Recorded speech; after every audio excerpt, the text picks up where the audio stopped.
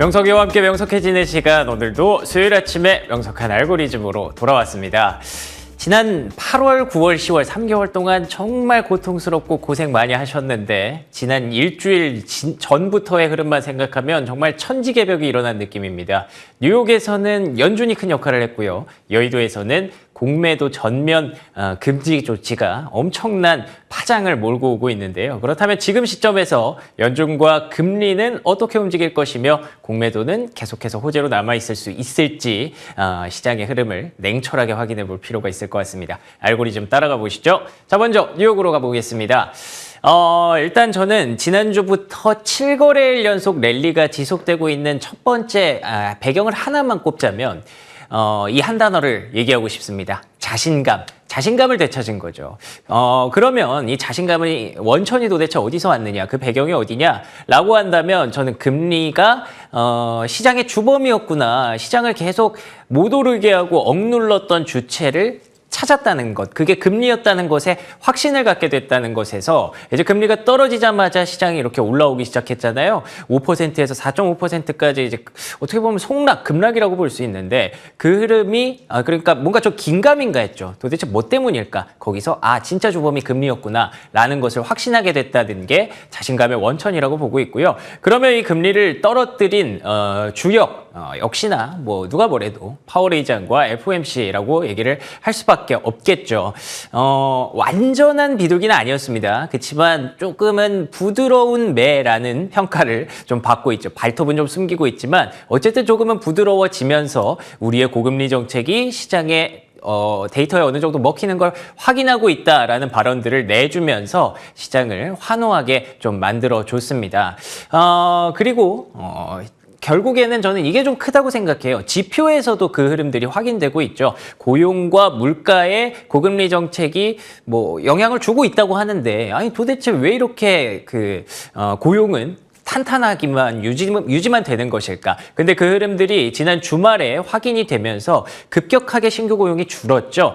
그러면 물가도 떨어지고 유가도 떨어지고 고용도 떨어지는데 결국 연준의 고금리 정책 먹히고 있는 거구나라고 생각을 해서 이제 시장이 더 이상 연준이 긴축을 하지 않아도 되겠구나라는 전망이 금리를 계속 떨어뜨리게 만들고 있는 것 같습니다. 그리고 채권 수급상으로도 분명히 뭔가 시그널이 있었어요. 이 정도로 채권 숏에 이렇게 베팅을 하고 있었다는 점에서 이게 뭐 단순히 몇 개월짜리 자료가 아니거든요. 무려 15년짜리의 자료 중에서 숏 베팅이 이 정도로 강력하게 유지가 되고 있었다는 건 언젠가 터질 일이었다는 거죠. 그러면서 모든 삼박자가 다 맞아 들어갔고 금리가 떨어지고 시장이 강한 랠리를 발휘하는 그런 흐름이 나타났습니다. 그렇다면 여기서 저는 궁금한 게 개인적으로 두 가지가 있습니다. 첫 번째로는 금리는 그러면 지금처럼 계속 떨어질 수 있을까? 일단 당장 다음 주까지 좀 불안합니다. 왜냐하면 11월 17일이라는 그 데드라인이 다음 주 금요일이에요.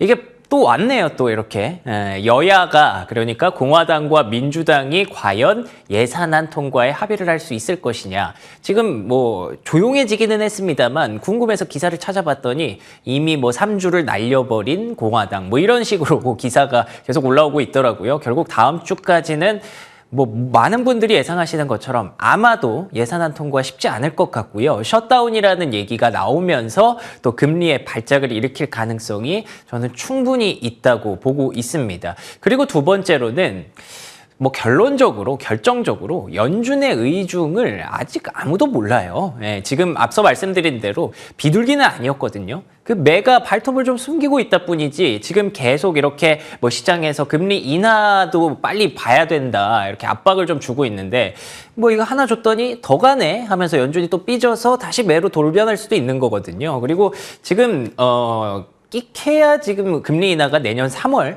그것도 20% 정도밖에 안 됩니다. 그렇기 때문에 일단 이 고금리가 계속 지속된다고 디폴트로 놓고 금리 인하는 좀 천천히 생각해야 되지 않을까. 그렇다면 금리가 지금처럼 계속 속락하기보다는 어느 정도 요철 구간에서 변동성을 좀 보이지 않을까라는 게 첫 번째 전망이고요. 그리고 두 번째 궁금증은 이겁니다. 금리가 하락하면 과연 정말 좋은 것일까? 일단 지금은 좋죠. 지금은 금리가 시장을 옥죄는 주범이었으니까 금리가 떨어지면 시장이 이렇게 자동적으로 마치 뭐 이렇게 무릎 치면 올라오는 것처럼 반등하고는 있는데 결국 금리가 떨어진다는 건 시장의 경기가 점점 불안해지고 있다는 뜻이잖아요. 고용을 압박하고 물가를 압박한다는 거는 시장의 성장을 둔화시킬 수 있다는 거고 보시는 것처럼 3분기 GDP 성장률이 미국에서 5%대에 육박했었는데 지금 현재 1% 안팎으로 떨어져 있는 상황입니다. 그리고 이게 앞서 말씀드린 대로 계속 고착화됐을 경우에 고금리가 내년 3월, 내년 6월까지 장기화됐을 경우에는 이게 뭐 쉽게 말하면 저성장이 이제는 본격적으로 시작됐다라고 볼 수도 있는 거거든요.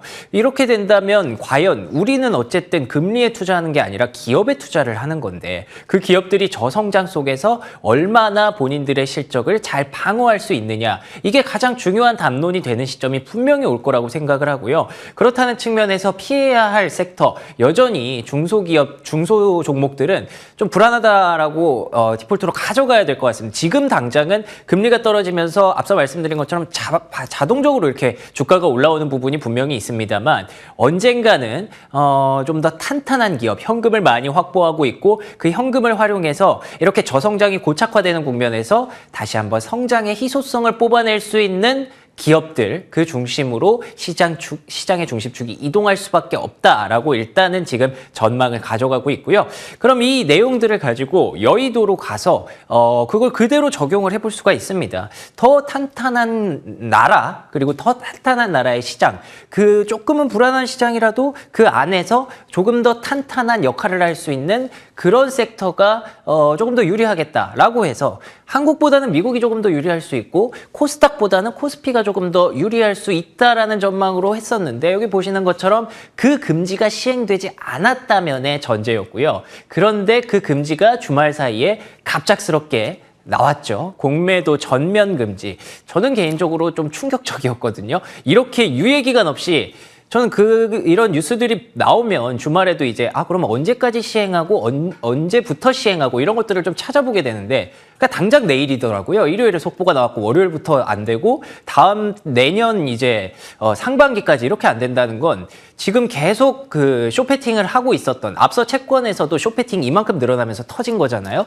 계속 종목의 쇼패팅, 특히 2차 전지의 쇼패팅을 하고 있었던 기관이나 외국인들 입장에서는 사고가 난 거죠. 그러니까 월요일에 급격하게 이제 그 쇼커버링을 할 수밖에 없었던 거고 월요일에는 이제 급등이 나올 수밖에 없었습니다. 근데 저도 그 정도는 예상 못했어요. 코스닥이 7% 넘게 급등하는 거는 정말 3년 8개월 만의 일이라고 하나? 그 정도라고 하더라고요. 근데 그게 사실 어제 완전히 돌아섰지 않습니까? 월요일은 상승해서 사이드카가 걸리더니 화요일에는 하락의 사이드카가 걸려버리는 그런 흐름들이 나타나면서 이게 참 좀 이게 국내 시장의 현 주소인가라는 현타가 좀 오기도 했는데 어찌됐든 저는 개인적으로 공매도가 없어진 건 시장의 호재가 될 수밖에 없다고 봅니다. 왜냐하면 하락 배팅을 그만큼 못하는 거잖아요. 뭐 일각에서는 공매도가 이렇게 폐지되면 금지가 되면 외국인들이 매도세를 크게 가져갈 수밖에 없다. 외국인들의 놀이터가 이제 더 이상 국내 시장에서 아니니까 떠날 수밖에 없다라고 얘기를 하는데 그럼 반대로 질문을 해볼게요. 외국인이 공매도가 있다고 해서 많이 들어왔을까요?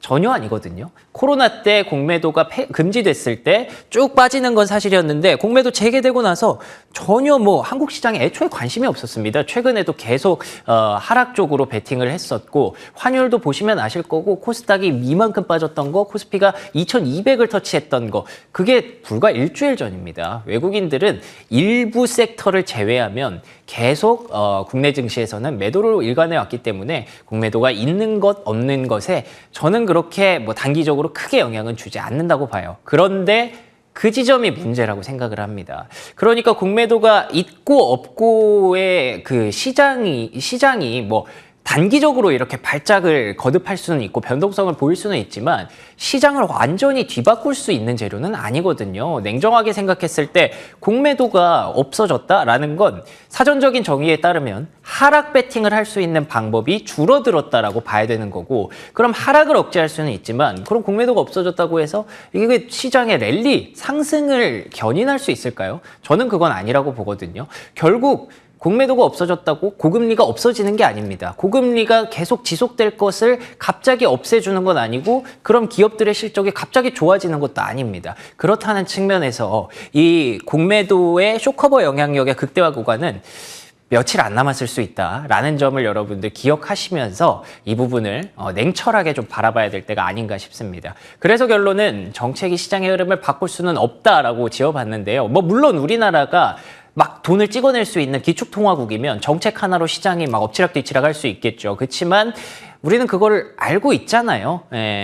여러 번에 시장이 이렇게 가고 있는데 정책으로 괜히 이렇게 좀 무리를 했다가 괜히 역행하는 그런 영향들을 좀 많이 봐왔기 때문에 지금 당장 하루 이틀 정도는 많은 분들이 흥분하고 역시 공매도 폐지가 답이었어라고 할 수 있지만 지금 시점에서는 조금 더 냉정하게 바라보고 결국에 시장의 원론적인 부분, 본론적인 부분은 고금리의 장기화 가능성, 지금부터는 이게 가장 중요한 담론이라는 걸 여러분들이 꼭 기억해 주셨으면 좋겠습니다. 여러분의 생각은 어떠실까요? 명석한 알고리즘이었습니다.